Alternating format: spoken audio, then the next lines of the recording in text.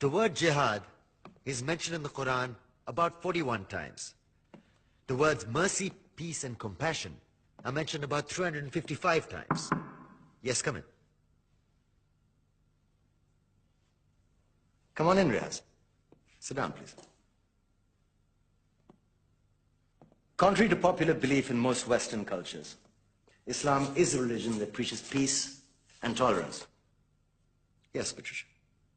If Islam truly is a religion that preaches peace, then how come the world's most troubled spots, the West Bank, Afghanistan, Pakistan, Iraq, they're all plagued with Islamic terrorism? Well, that depends on your definition of terrorism. Some might argue that the U.S. invasions of countries like Iraq and Afghanistan are also acts of terrorism. No, those were acts of war to get rid of despotic regimes. Or a means of getting at a country's oil. Conspiracy theories. Well, May I? Yes, please. Go ahead, Riaz. Mr. Khan is right. I mean, if we're talking about terrorists, the world's biggest terrorists are the white superpowers. Come on now. No, really, stop and think about it. Explain 9/11. Okay. Do you know how many people died in the Twin Towers strike? Around 3,000. And do you have any idea how many people died in the bombing of Afghanistan? Take a wild guess. More than 15,000 people died. And that's just conservative figures.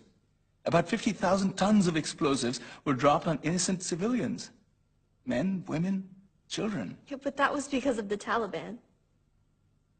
Now that you brought it up, did you know that the Taliban was a creation of the CIA to fight the Russians? Whatever. They were still harboring terrorists. Yeah, right. Terrorists that were never found.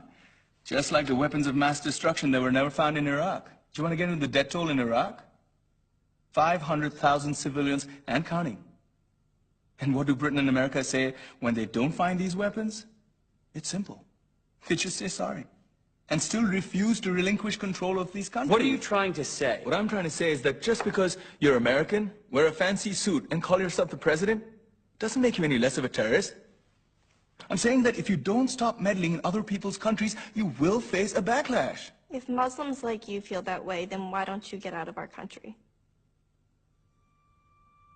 We will. As soon as you promise to leave ours.